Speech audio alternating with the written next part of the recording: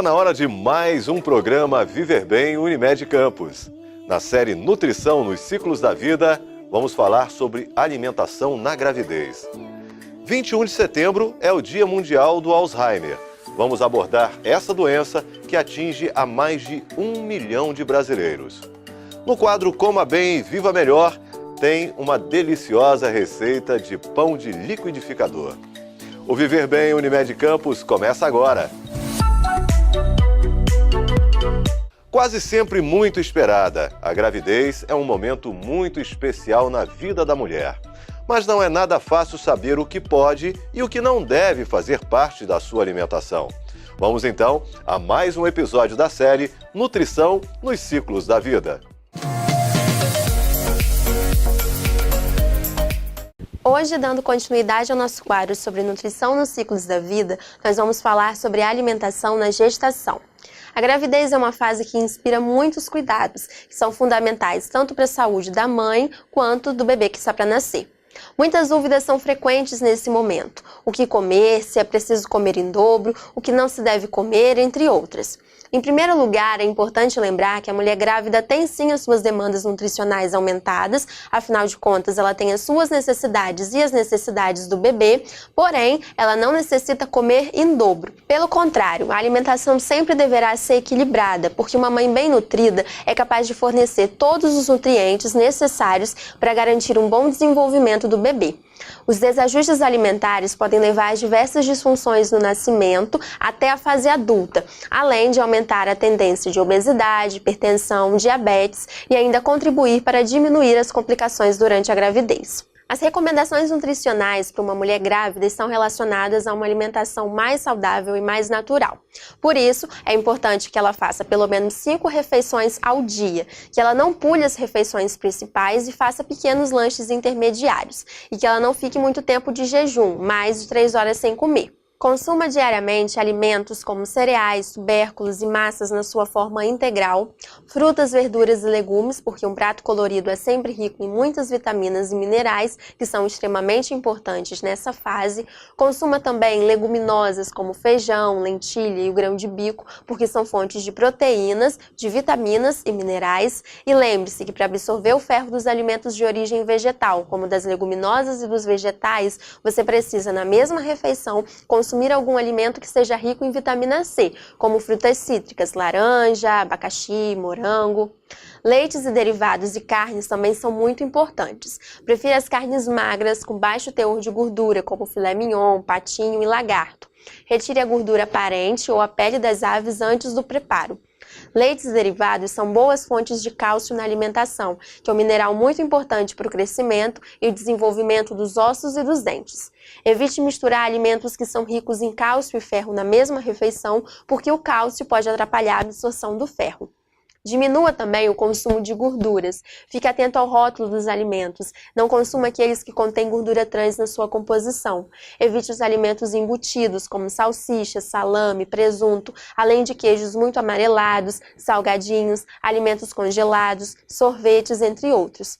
Fique atento também ao consumo em excesso de alimentos que são ricos em açúcar, como refrigerantes, sucos industrializados, biscoitos recheados, entre outras guloseimas, porque eles podem aumentar o risco de complicações durante a gravidez, como excesso de peso, obesidade e diabetes. Diminua também o uso de sal nas preparações.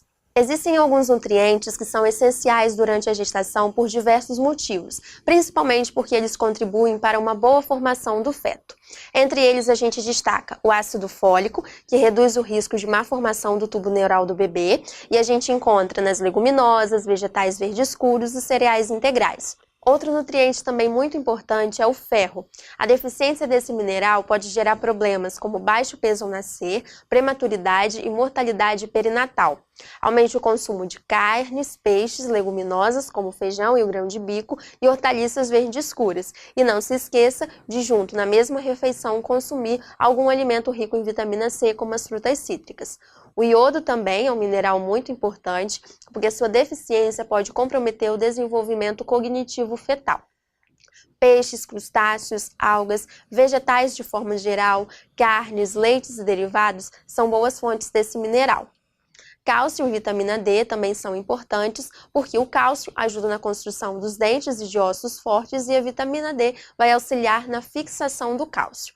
Aumente o consumo de leites e derivados, vegetais como a couve e espinafre, peixes como salmão e sardinha e ovos. O zinco ajuda no desenvolvimento neurológico do bebê. A sua deficiência pode provocar malformações congênitas e baixo peso ao nascer. Carnes, peixes, cereais integrais, leites e derivados e leguminosas são boas fontes desse mineral. Por último, nós temos o magnésio. Teores adequados desse nutriente durante a gravidez podem reduzir o risco de pré-eclâmpsia, de nascimento prematuro e de atraso do crescimento intrauterino. As oleaginosas, cereais integrais, feijão, banana e abacate são boas fontes alimentares de magnésio. Um dos maiores cuidados que a gestante deve tomar está relacionado à higienização e ao preparo dos alimentos. Evite consumir carnes e ovos mal cozidos, leites e derivados não pasteurizados e vegetais mal higienizados, porque esses cuidados evitam contaminações que podem gerar graves problemas durante a gravidez e pode até mesmo provocar o aborto. Para as mulheres que gostam de consumir chás, é importante estar atenta, porque muitas ervas podem ser abortivas. Chás como canela, hortelã e cavalinha devem ser evitados. É importante consultar um profissional para orientar quais são as outras ervas que devem ser evitadas nesse momento. Evite também o consumo em excesso de alimentos que contêm cafeína, como cafés, refrigerantes e chás verde e preto. É sempre importante lembrar também que bebidas alcoólicas, cigarro e drogas são proibidas nessa fase porque podem levar desde a má formação até o aborto. Existem algumas queixas muito frequentes durante o processo de gestação que a gente pode controlar através de algumas medidas alimentares. Por exemplo, náuseas, vômitos e azia, que são queixas muito frequentes na maioria das mulheres no início da gestação. Para aliviar esses sintomas, deve-se fazer as refeições fracionadas, ou seja, uma grande quantidade de refeições ao longo do dia, de 5 a 6 refeições mais ou menos, evitando períodos muito longos de jejum e que essas refeições sejam de pequeno volume. Evitar o consumo de líquidos durante as refeições ou em jejum antes do café da manhã, da primeira refeição. O primeiro alimento consumido no dia deve sempre ser sólido. Evite também alimentos que são muito gordurosos, picantes, condimentados, bebidas que contêm cafeína e alimentos muito doces. Procure não se deitar após as refeições. Existem ainda também alguns alimentos que podem, de forma isolada ou particular, causar esses sintomas na mulher. Então é importante que ela esteja atenta às ocorrências e quais foram os alimentos que podem ter causado esses sintomas nela e evitar esses alimentos que foram observados. Essas foram as orientações para a mulher durante a gravidez. É muito importante que nessa fase ela receba o acompanhamento nutricional para tirar maiores dúvidas, consultar quais são outros alimentos que devem ser evitados nesse período e também monitorar o ganho de peso, que é muito importante nessa fase. No nosso próximo programa, você vai acompanhar como deve ser a alimentação na terceira idade. Até lá! De acordo com a Sociedade Brasileira de Alzheimer, cerca de 1.200.000 brasileiros sofrem com a doença degenerativa. O Alzheimer é a maior causa de demência, mas não é a única. E para abordar esse tema, estamos recebendo a médica Lana Maria Pereira da Silva e o nosso consultor em saúde, o Dr. Paulo Irano. Dr. Paulo, a gente tratando agora do Alzheimer e os números são bastante expressivos e preocupantes, né? São muito preocupantes e, na verdade, historicamente, né, num tempo não tão muito de passado, mas todos os pacientes que evoluíam pela idade a quadros demenciais antes eram catalogados como aterosclerose, né? E meu avô está esclerosado, e não sei quem está esclerosado. E, na verdade, os estudos foram avançando e hoje está bem caracterizada, né, esta doença, essa síndrome demencial, que é o Alzheimer, e que ela tem atingido efetivamente pacientes normalmente de mais idade, geralmente acima de 50, 60 anos, mas geralmente acima de 60 anos e até os 90. Quem não teve até os 90 não deverá ter. Essa aqui é uma realidade. Então, o que importa, na verdade, nessa doença são esses aspectos que, com certeza, a doutora Lana vai esclarecer para a gente, no sentido de qual é o objetivo hoje do nosso programa. É de alertar sobre este quadro demencial, E o que fazer para que a gente possa, na verdade, interferir para que esse paciente tenha uma vida melhor, que tenha uma convivência melhor com uma doença que é uma doença crônica, degenerativa e até o presente momento irreversível. Mas a gente pode interferir no sentido de que ela caminhe mais lentamente. E é isso que a gente quer ouvir de doutora Lana agora, né? Essas orientações, como que a gente pode, doutora, né, ter os sinais de alerta e como intervir nessa fase. Sim. Por favor. Na verdade, assim, o que as pessoas me perguntam às vezes, por que hoje tem tanto caso de demência? Na verdade, a população está envelhecendo mais, né? Isso já é assim, tem uma expectativa de vida maior e aí isso faz com que, de certa forma, a doença também apareça mais.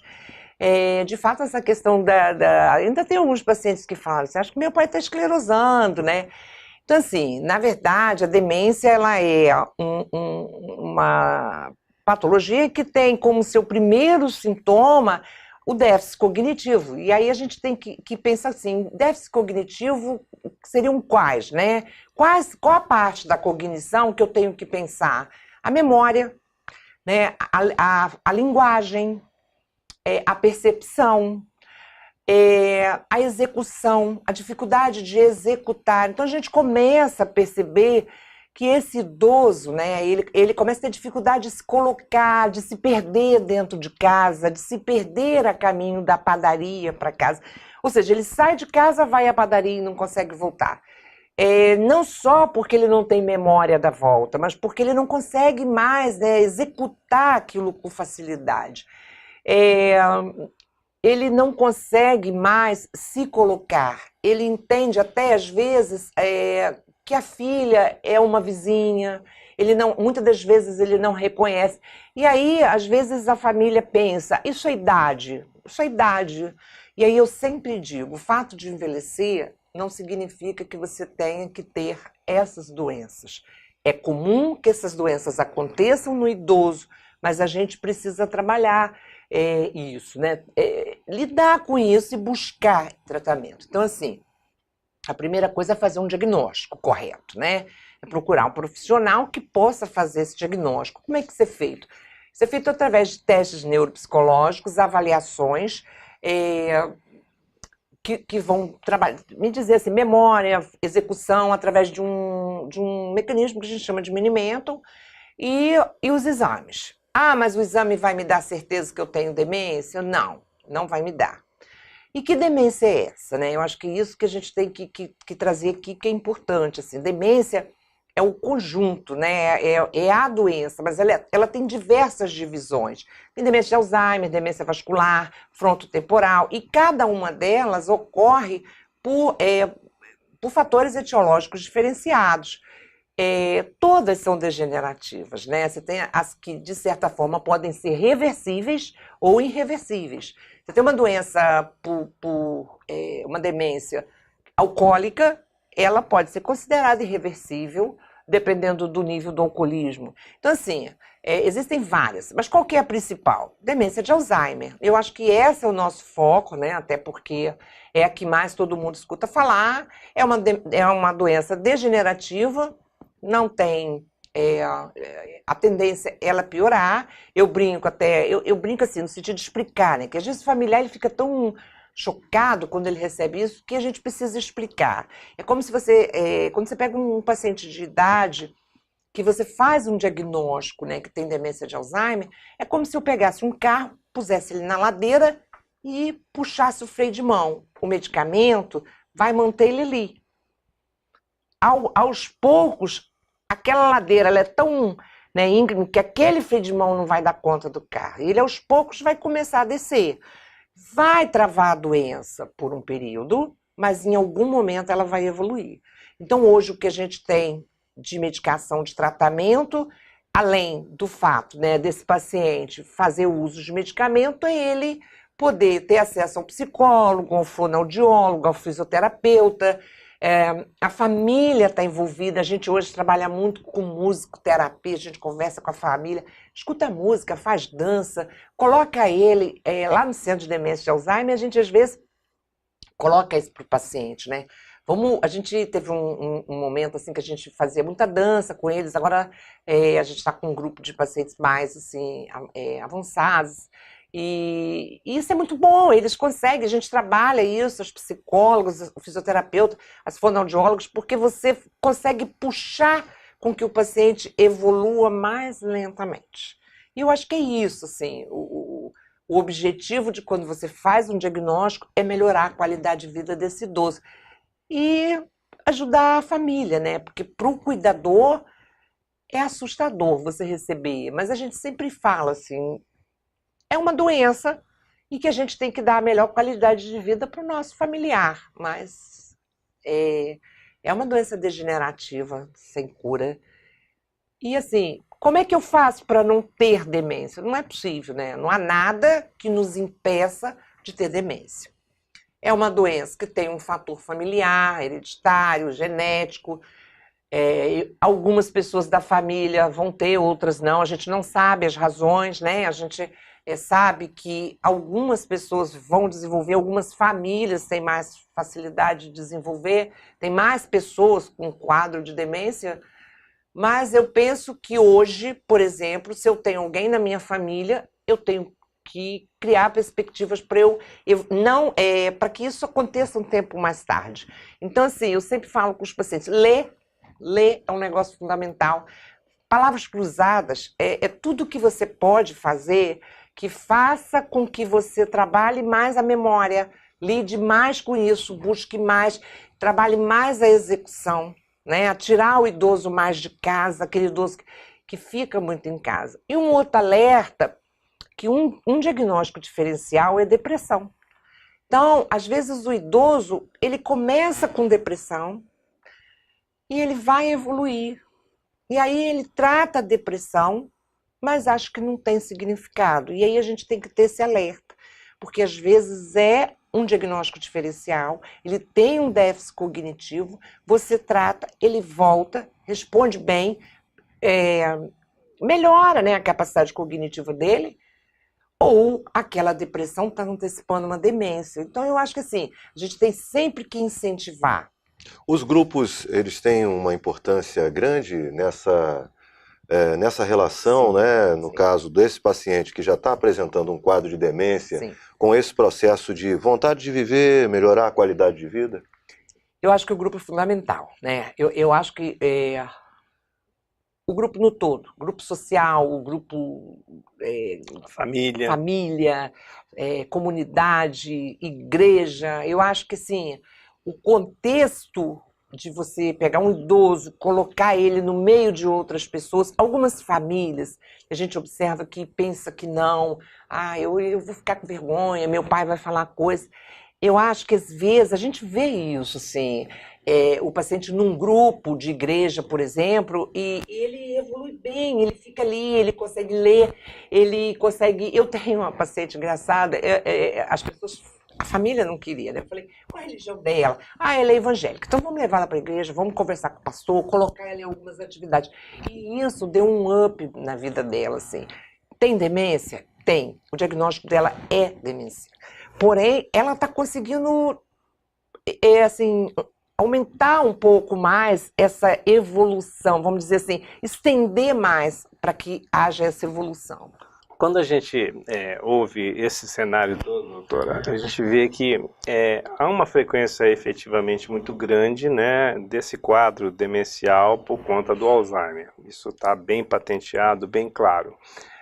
Já foi caracterizado que é uma doença crônica, que nós não temos, na verdade, uma causa ainda definida, claramente definida, mas tem os fatores genéticos e tem os fatores, logicamente, que interferem, como todas as doenças, né? O fator genético e os fatores ambientais.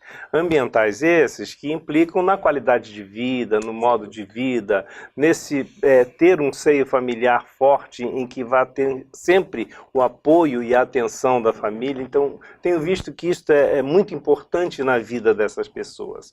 E o que é mais importante é conseguir manter esse paciente num nível de autonomia, né? Em que ele possa desenvolver as atividades que ele precisa da sua sobrevivência, que é o trocar de roupa, que é ir ao banheiro, que é se alimentar. Então, para que haja esse estímulo, é preciso estar atento. Então, eu penso muito nisso.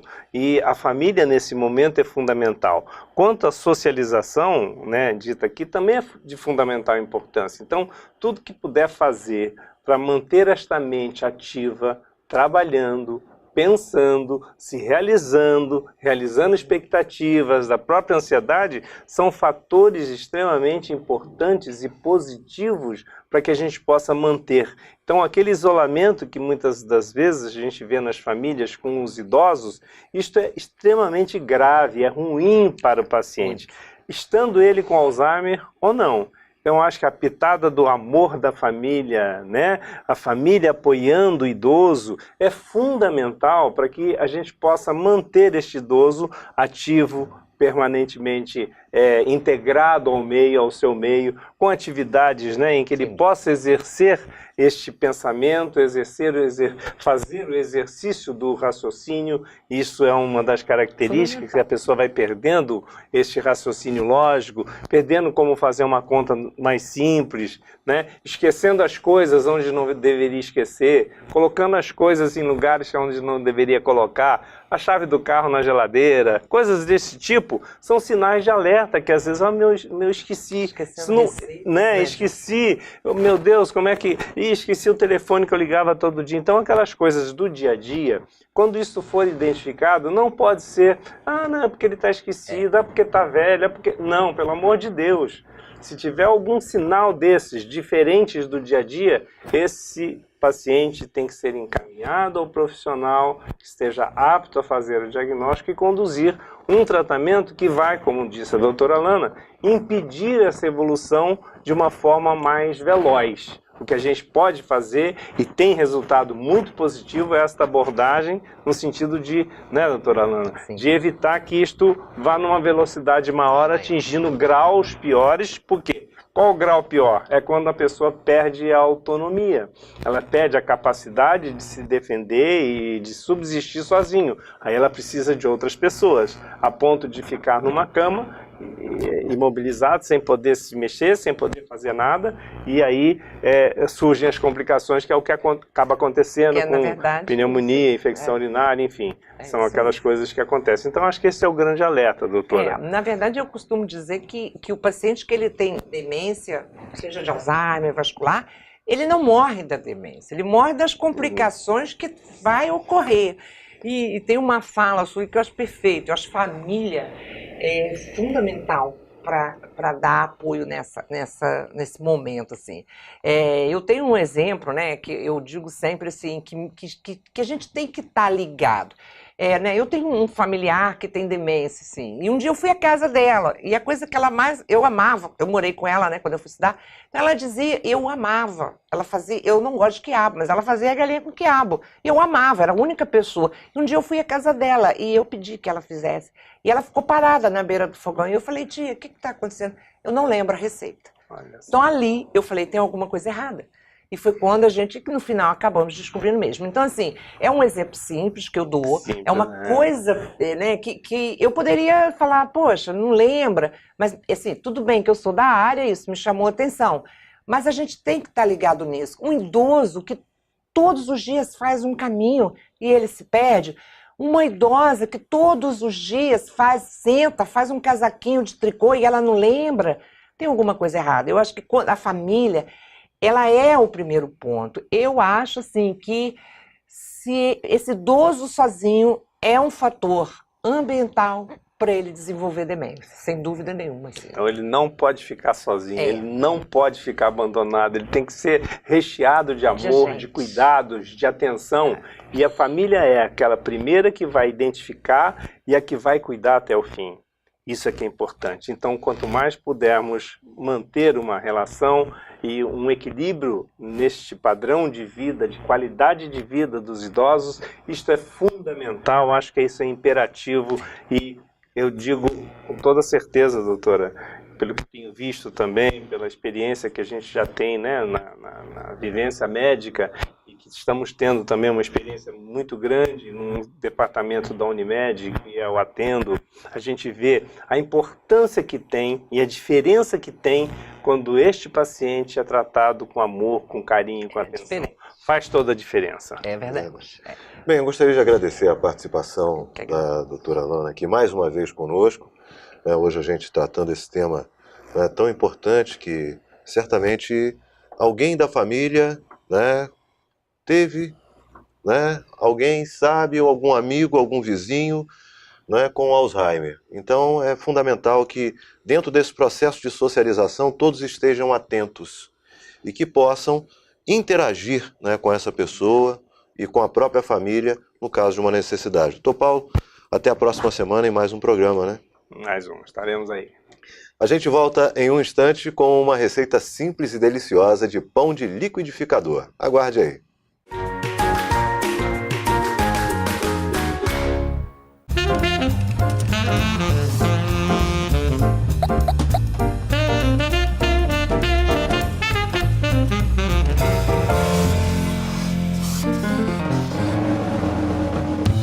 Seu Juvenal e Dona Conceição são casados há 40 anos. E há 40 anos, todas as noites, Dona Conceição faz um grande jantar e um bolo de chocolate para sobremesa.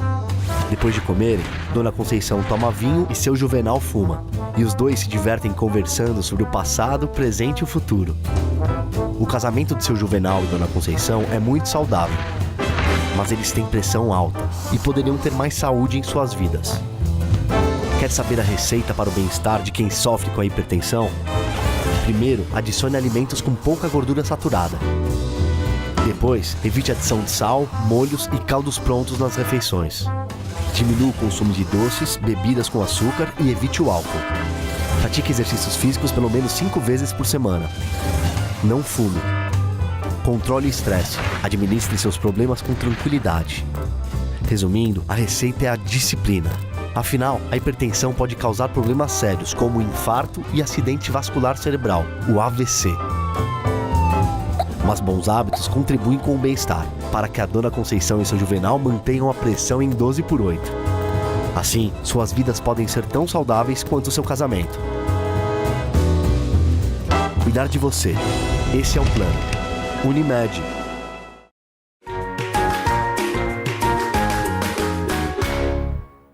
As ações do Setembro Amarelo na prevenção ao suicídio continuam acontecendo em vários pontos de grande circulação do município. Você confere agora. Estamos no mês de prevenção ao suicídio, Setembro Amarelo. Para marcar esse período tão importante, equipes de saúde da Unimed Campos estão promovendo ações de conscientização em vários pontos da cidade. O Centro de Compras da Pilinca, o Centro de Especialidades Unimed Campos, Hospital Unimed Campos e Boulevard Shopping receberam as equipes da Medicina Preventiva Viver Bem, que distribuíram panfletos sobre o tema e ainda promoveram orientações à comunidade.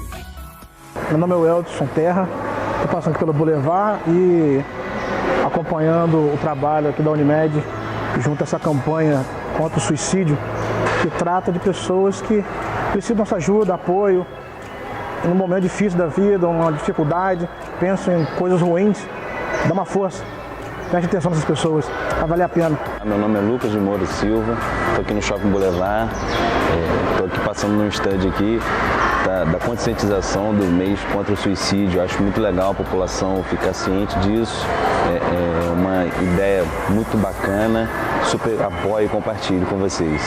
Olá, meu nome é Heraldo Júnior, estou aqui no Centro de Especialidade da Unimed, nessa campanha contra o suicídio, no Setembro Amarelo. É muito importante que estejamos todos atentos às pequenas mudanças de comportamento de algum amigo, algum parente nosso. Vamos abraçar essa causa.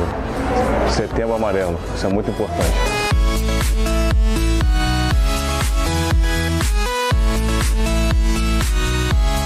Sábado, dia 15, foi o Dia do Cliente e a Unimed Campos preparou uma ação para acolher de forma especial os clientes que compareceram ao hospital da Unimed Campos. Com um estande montado na entrada principal do Hospital Unimed Campos, a equipe realizou um acolhimento especial. As nutricionistas ofertaram aos clientes sucos detox e ainda deram dicas de alimentação saudável. Quero agradecer pela oportunidade que a Unimed está nos prestando por sermos clientes. Assim como eu sou empresário, estou satisfeito pelo que ela está fazendo. Se todos os empresários lembrassem do dia de hoje do cliente, talvez seria bem melhor. Queria agradecer a Unimed por funcionar, né? Lembrar esse dia do cliente, né? Que também estou aqui na emergência e pude experimentar um suco, uma sementinha aqui. E queria agradecer pela Unimed fazendo isso com nós aí. Estive aqui na Unimed com meu neto, fomos muito bem atendidos e gostei de ser lembrado do dia da gente. E queria agradecer a vocês por ter lembrado e ter me dado a sementinha para eu levar para casa. No quadro Coma Bem, Viva Melhor tem receita de pão de liquidificador. Que tal dar uma olhada?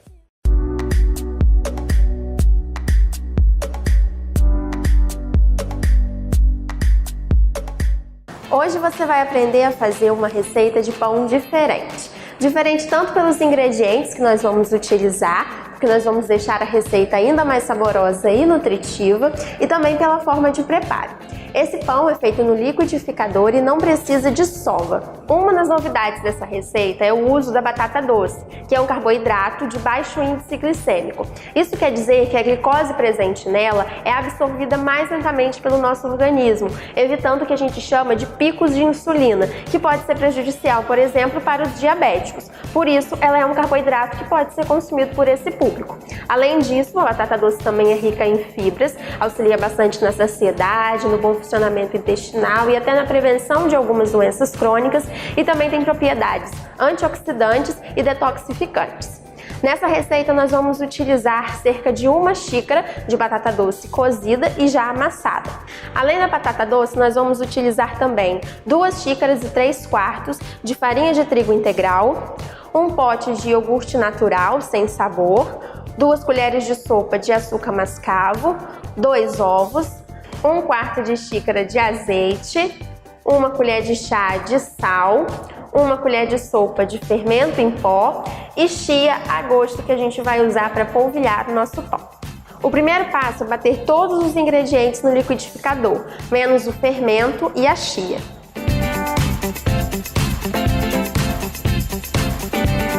Para que a gente consiga liquidificar melhor os ingredientes, nós vamos adicionar a farinha de trigo integral aos poucos.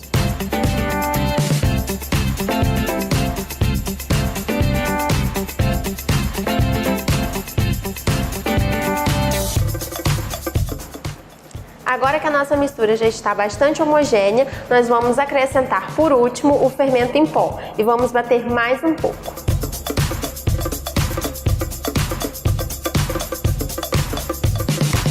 Com a nossa mistura homogênea, nós vamos colocá-la numa forma untada e enfarinhada. E vamos colocá-la para descansar por cerca de 40 minutos. É importante que ela descanse em um local fechado. Pode ser o armário, o forno de micro-ondas. E ela vai ficar por cerca de 40 minutos até crescer um pouco. E depois disso, nós vamos polvilhar a chia e levá-la ao forno por mais 40 minutos ou até que ela passe no teste do palito.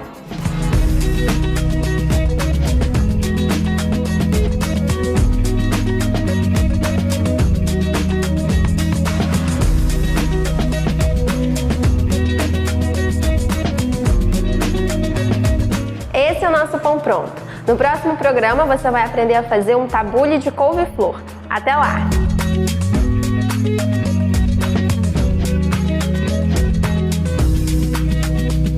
Confira os outros programas em nosso canal no YouTube, Unimed Campus RJ. A gente se vê!